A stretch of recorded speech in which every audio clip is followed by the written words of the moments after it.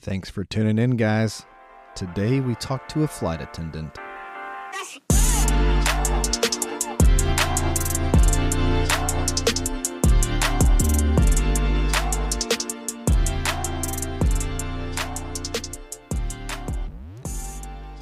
Thanks for tuning in, guys. We're back with an all-new and very exciting interview. I've been looking forward to interviewing somebody from this profession for a long time. Actually, when I started the podcast, my intention was to get one of these individuals on, and it's finally happening. Our next guest, I've known her parents for close to 20 years.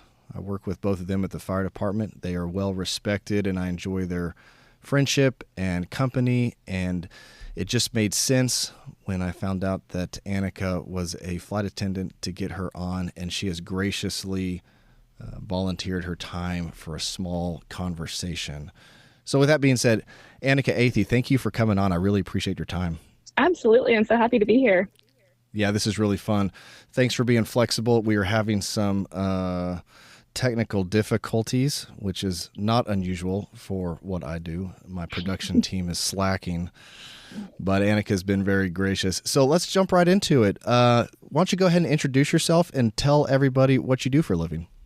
Okay, sure. My name is Annika. I am a flight attendant with American Airlines, and I've been flying with them for a little over 2 years now. Little over 2 years. That's awesome. I can't wait to get into it and hear some of your stories. But before we get into that, how did you even come across this profession, and what drew you to it in the first place? I first came across this profession many years ago as a kid. One of my childhood friends, her mom was a flight attendant with a different airline, and I always thought she had the coolest job. It wasn't anything on my radar. I kind of had my heart set on something else, and I did go into that other field and then realized I'm not the kind of person who wanted to work from home ever and have a 9-to-5 schedule. My parents never had 9-to-5s, and I always thought it was so cool to have something a little bit different. So my dad actually recommended being a flight attendant to me, and that just seemed like a huge jump because I knew I didn't want to work 9-to-5 or be at home all the time, but that just seemed like a drastic change from what I was doing. So I sat on it for a while and prayed on it, and then the timing kind of felt right, just kind of take that plunge and apply. Yeah, it seems like the idea of a flight attendant can be a little bit overwhelming because there's a bunch of different options, I guess, to get into the career field. We'll get into that. But just starting out, so you sit on it, you pray about it, talk to your parents, talk to some friends, and you're like, man, I want to do this. Yeah. What qualifications are needed to get your foot in the door to be a flight attendant? I feel like this job is so unique in the sense of the qualifications are so drastically different from any other professional field. As much as this is a professional job, there isn't a requirement to have a degree. There isn't a requirement to have these certain qualifications before going in. However, it's very nice to have the experience of college, and having a degree can always help you. And also knowing customer service, how to talk and work as a team with multiple different kinds of people and personalities. And I think that really would help you get in the door after having a few of those experiences under your belt for sure. Walk me through the process, Annika. So you're interested in being a flight attendant. Were you dead set on American Airlines, or how did you narrow it down to that company? Well, there's lots of different avenues out there. You can do commercial, which is what like American Airlines, United, Delta, Southwest, that's what they all are. Or you can do more private flying. But I went more towards commercial for the security of the job. And I didn't ever have a preference on who I wanted to fly for. I narrowed it down based off of routes that they fly or location. And I knew I wanted to still stay in the Dallas area, and American Airlines is headquartered here in Dallas. So I knew that I had a higher probability of staying close to home if I had gone with them. So that kind of is what made my decision more clear. Okay. And then you just went online and applied. And what was the application process like, and the acceptance rate, or how does that work? It's very tedious. It's not an open call all the time. So you have to go to the American website under jobs, and it sometimes will be there, it sometimes will not. So you just have to go back and check. And I think I was checking 2 to 3 times a week to see when the applications would open. And once you apply, you send in everything you need to send in. And then if they like what they see on your resume, cover letter, and referral sheets, then you'll get sent to the next round. And that next round is more of a, I don't know, maybe more of a personality quiz. It's just an Hmm. online kind of quiz. And then again, based off of your answers, you get moved to the next round, which was a virtual interview where we sat on a Zoom call. And they asked us two very simple questions. And I don't know how their hiring process of that works because I don't know how they narrow people down based off those two simple questions, but they did. And if you got through that, then you got flown out or the letter to join them for a face-to-face interview. So if you didn't already live in the DFW area, they would pay for a flight for you to fly down for a face-to-face interview. And that had Okay. multiple different steps in it that geared from answering questions as a group to one-on-one questions and things like that. And it's very tedious to get into there. I do remember when I was sitting in that room, somebody came in and talked to us a little bit about the job a little bit more. And they said the acceptance rate to getting into American Airlines, and again, I can only speak for them, is harder than getting an acceptance into Harvard, which seems like Really? so out of left field because Harvard is a very competitive university, but they said it was about harder to get into American that way. So it was very rewarding feeling that emotion while sitting there in that room, like I had made it, but also just mind boggling that that was the case. Man, that's really interesting. Okay, so congratulations. You've all been offered the job for American Airlines. There's a flight attendant school that you attend. Is that the next step? There is, yes. So getting the conditional job offer, there are those three interviews, which is that quiz, the virtual, and then your face to face. They call it a conditional job offer because you technically have two more interviews you're going through. One of them being 6 weeks of training where they will put you up in their school, and for 6 weeks straight, you are learning everything you need to know about safety, aircrafts, everything aircraft specifics. We have to be qualified on every aircraft that our airline flies in case crew scheduling calls you for a trip on a wide body or a narrow body. You never get to know. Hmm. And then after you make it all the way through training, if you make it all the way through training, then you're on 6 months of probation right off the bat. And that's still an interview in a sense as well. You have a special code next to your name that anyone can see. It basically says, I'm fresh out the gates and I'm still being interviewed. So if you make any missteps, then you'll be asked to leave as well, even though you've technically started the job. So it's very tedious and they keep it very locked and straight, if that's the right wording for Yeah. it. Yeah. How many students are in that 6 week flight attendant class? Do you remember? For my class, I was one of the smaller ones. So I think we had about 100 people, but I think we can go up to 150. But then we were broken down into smaller groups. So our one class had two classes within it. Okay. Okay. I'm going to ask this question. I'm not sure if you can answer it. Is there anything that you noticed in the class that caused someone not to proceed to the next step? Like, was there deficiencies? Are you graded on things? Can you fail out of the class, or how does that work? Yeah, absolutely. One of the biggest things we saw was tardiness. That's not something that we are able to tolerate because if you're late to work, the plane's gone and you've set off a domino effect of delays that affect other people's travels.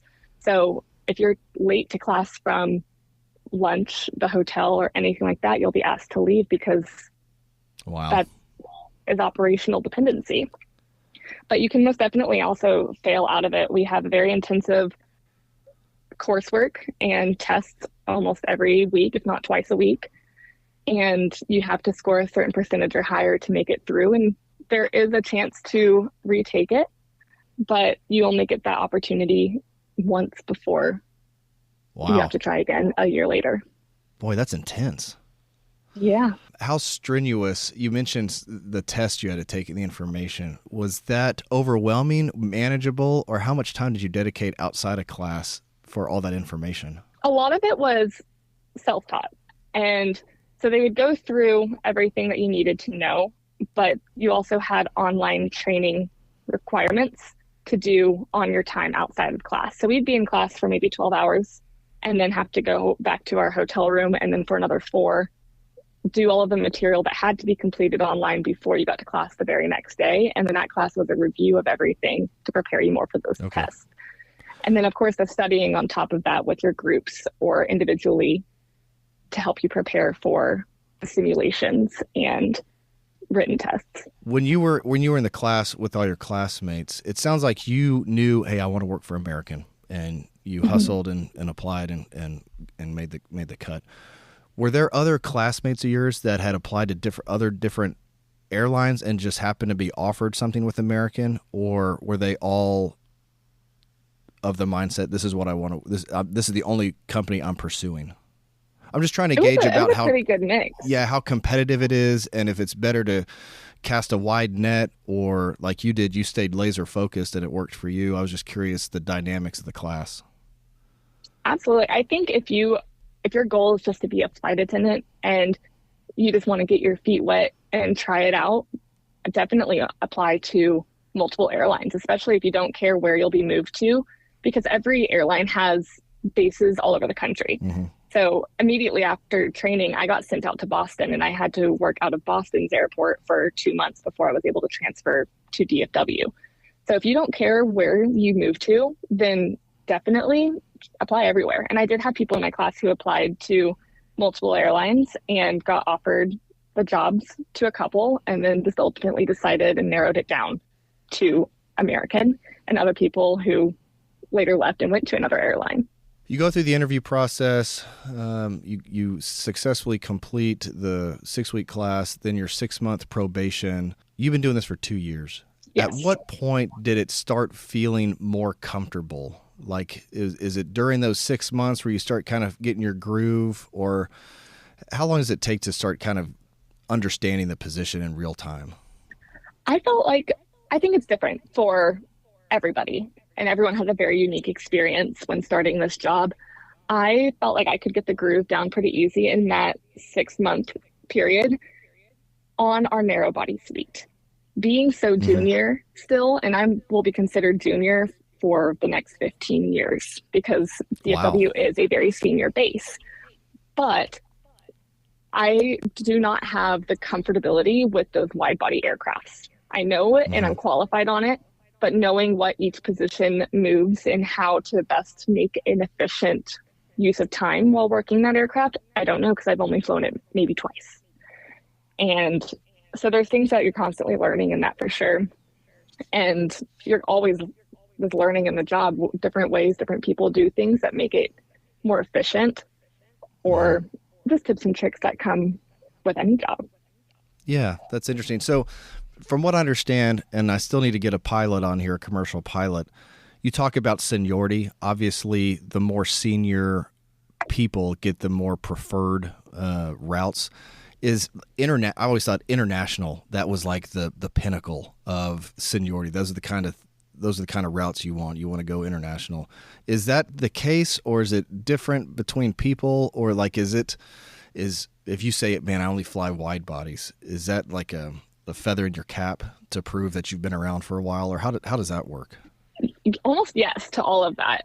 If you only fly wide bodies, I know you've been flying here for a while, and you can hold that, because I might be able to get them off of a random beat, but I won't be able to put my preference in for a wide body and just immediately get it. So that is a feather in your cap there. I do know people who've been flying for 30, 38 years, and they don't prefer to do international trips. They'd rather do domestic trips where they're kind of closer to home.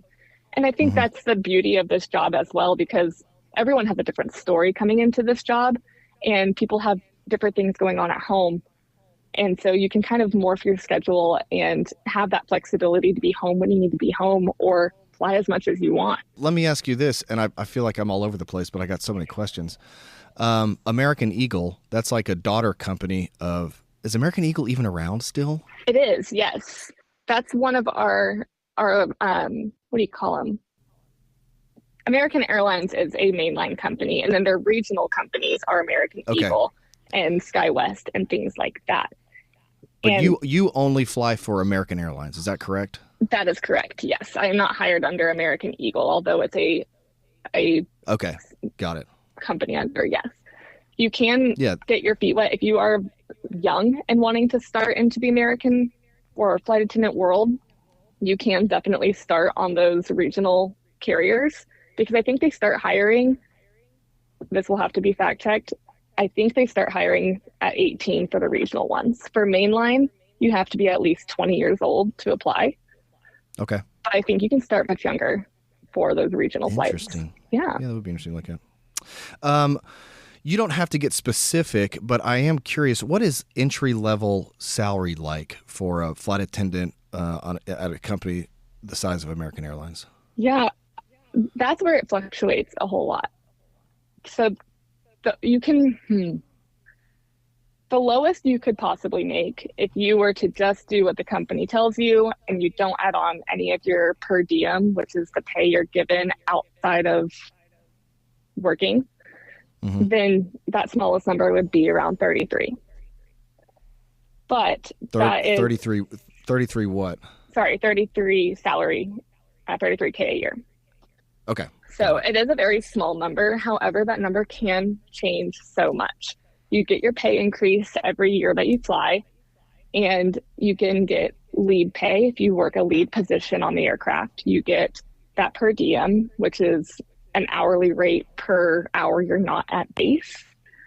And then you can also pick up so many flights on your days off. You can bid for higher timed trips. So that's just your base, because when you're flying your first year, the company tells you where you get to go. You don't get to necessarily bid for that. And so the minimum that they could fly you is 75. You can never fly under 75 as a new hire flight attendant.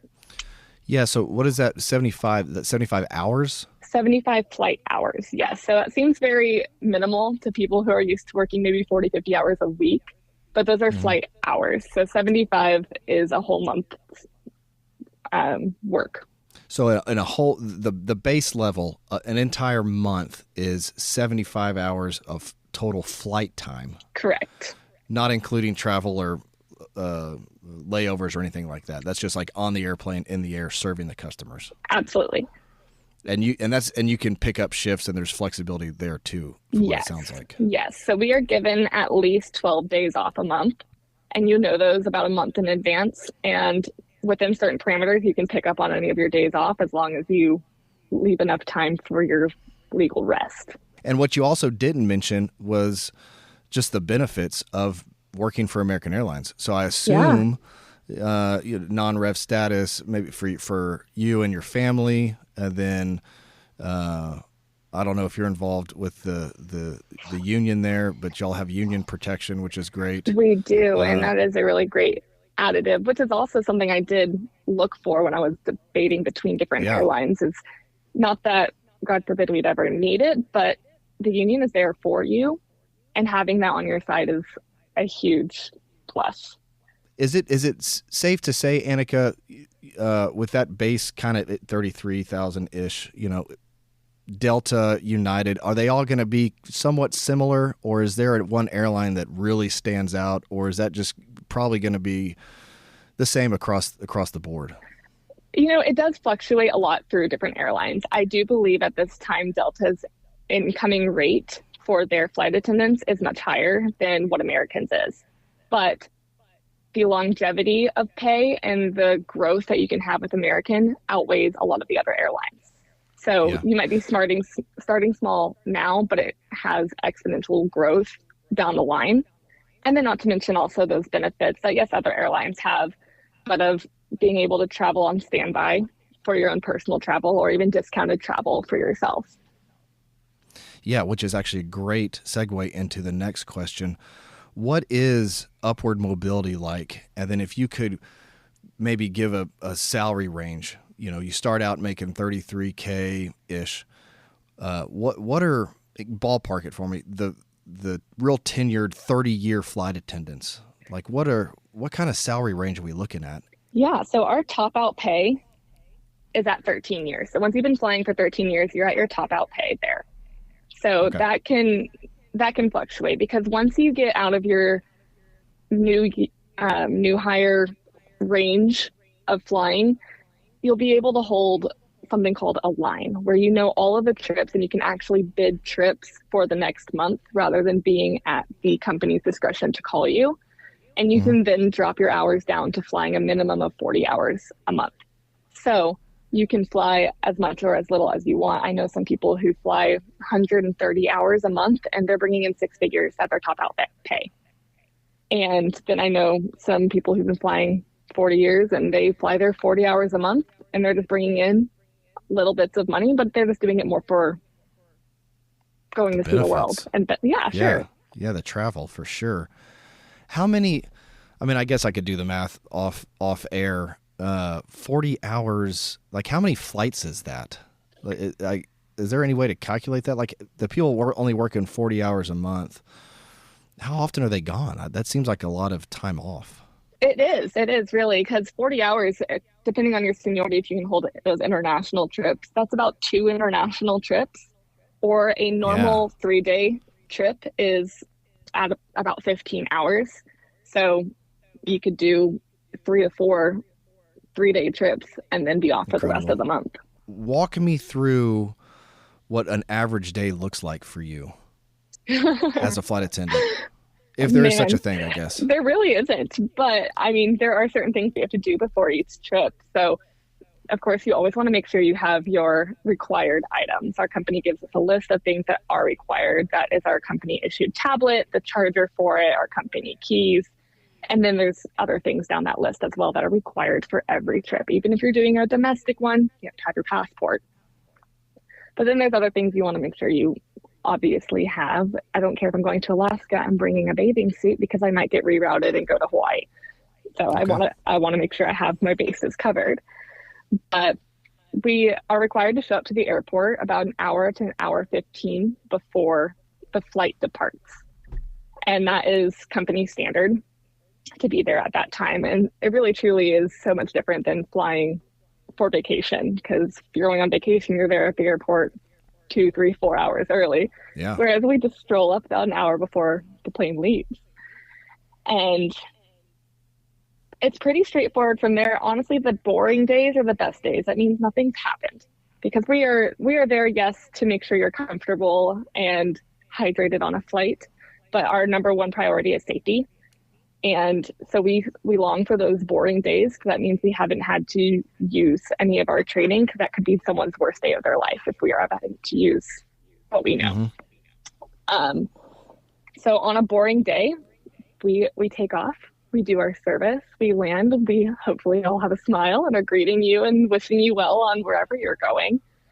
And then depending on how many flights you have that day, you're either back home at the end of the day or the company will put you into one of your layover hotels. And we're there for our rest before we start the next day of our trip. And the company pays for the hotel and everything. And you Yes. get a per diem while you're traveling, I'm assuming. We don't get per diem immediately when we're there. It's all added on to our paycheck. So we're not giving any kind of stipend for food. That Okay. is something that, like, you'll see flight attendants are allowed to have 3 bags, one of those being a lunch bag. And so we all pretty much do meal preps and bring our food for 3 days on, or however long your trip is, but we'll bring our food for that. So they just put us up in the hotel and have a driver to and from the hotel. And as you're talking, I was thinking your profession seems pretty insulated from AI technology. I don't think flight attendants are going to get outsourced to AI, which is a huge plus moving forward as far as job security. There's always going Absolutely. to be, there always needs to be bodies fulfilling those roles, which is, you can't say that about every profession, which is nice. Right.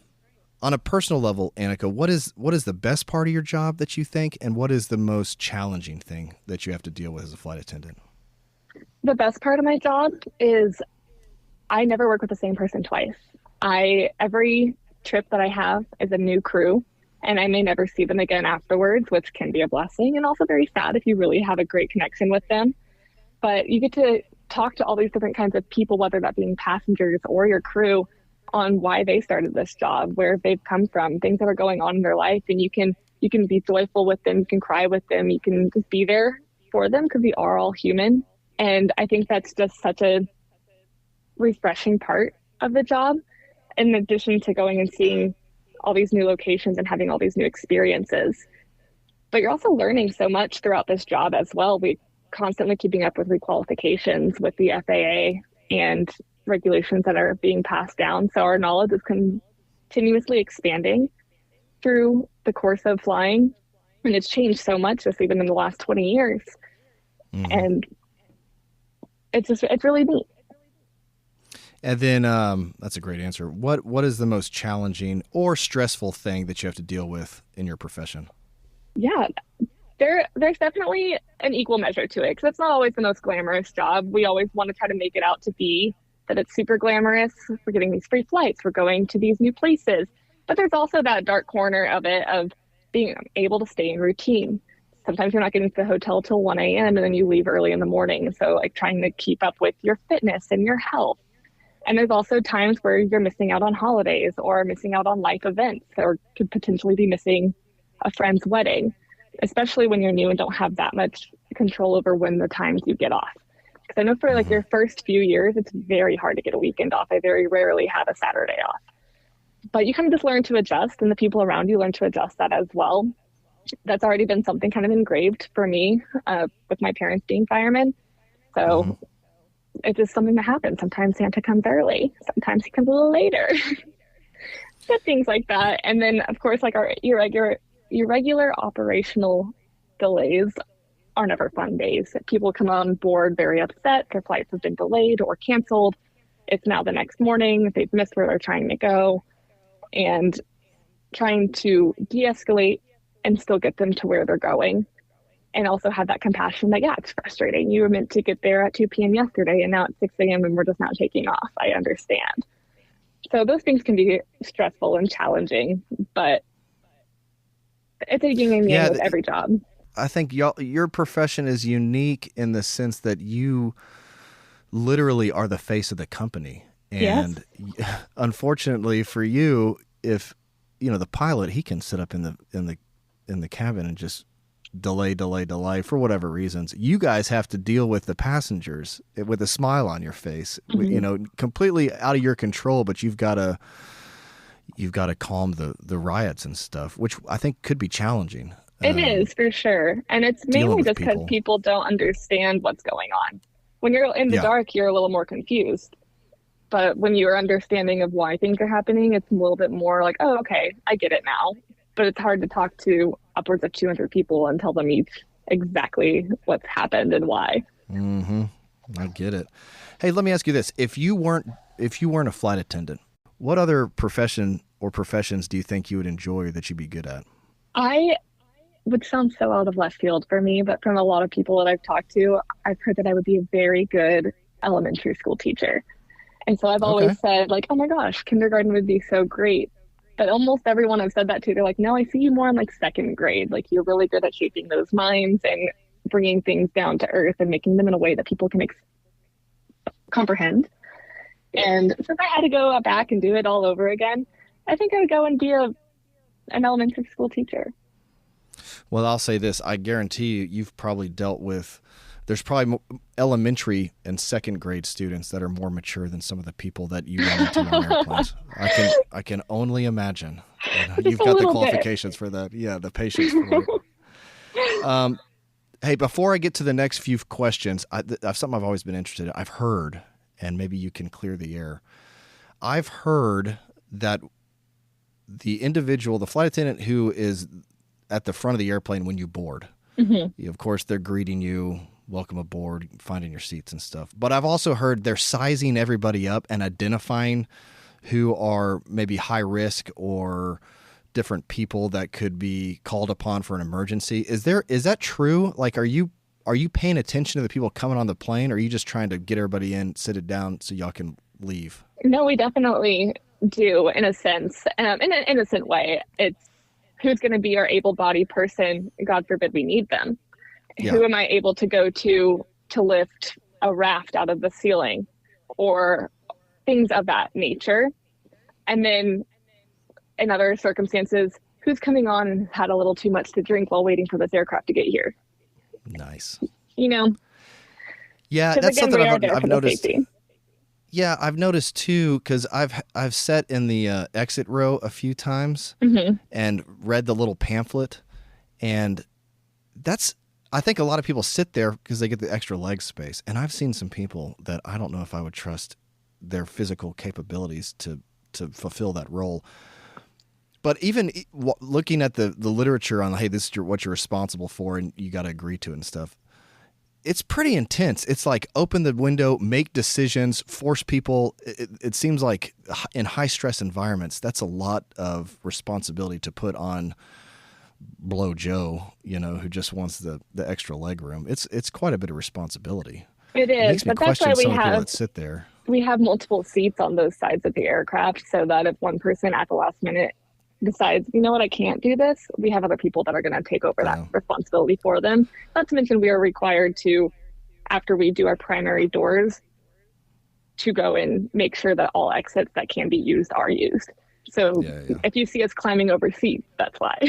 This is really interesting. It makes me want to be a flight attendant. What's the age requirement? You said for big commercial outfits, it's usually 20 to get to hired. Is there a max age that the FAA kicks you out at? No, there's not.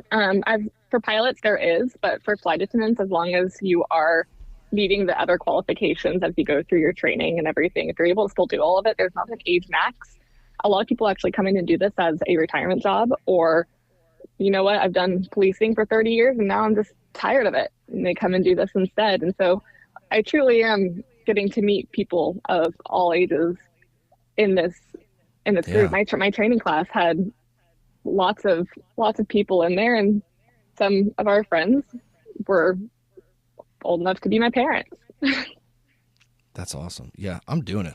When I retire, I'm going to go be a flight attendant. You should. Along that line, real briefly, if someone hears this, whether they're 20 or 40, and they're interested in pursuing, what would be the next step for them that you would recommend on how to start their pursuit of being a flight attendant? I would say just do it, because you have experience in life that can get you through what you need to. If anything, make sure your emotions are regulated. You know how to talk to different kinds of people. You've practiced your STAR format questions, and just go out there and do it. If you have anyone in your life who is a flight attendant or was, asking their advice on it as well, and having them as someone you can go to as a resource is always great. But I think just taking the plunge is the way to do it.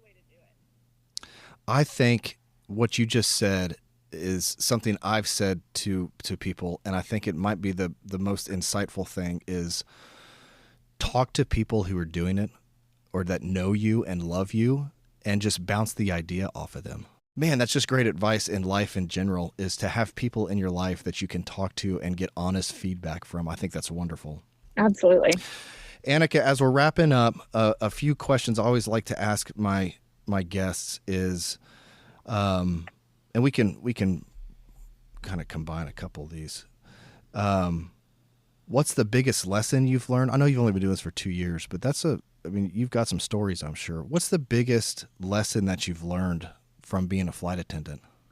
My biggest lesson is learning people's why, because assuming everyone's here for the same reason you are is just not accurate. And learning people's why for customers, why are they flying? Because it's not always going on holiday or going this or that. Some people are there flying to go put a loved one to rest, or we don't know their reason. And so giving that grace to people and learning their why. So all in a big bow, that's my biggest lesson that I've learned.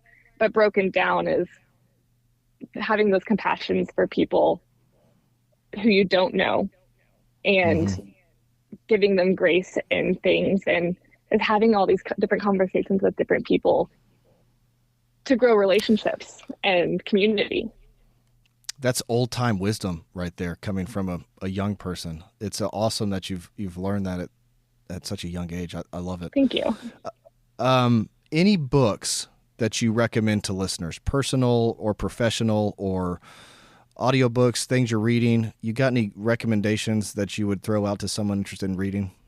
Well, one of the big things that we do on our jump seat is read. So I have gotten much into reading. My current obsession that I'm into right now is those psychological thrillers. I got into them through Frida McFadden. Almost all of her books Okay. are phenomenal. But for more lighthearted, just good soulful reading, Theo of Golden by Alan Levi has been just a refreshing book that there are good people in the world still. And that one was just a really great highlight read.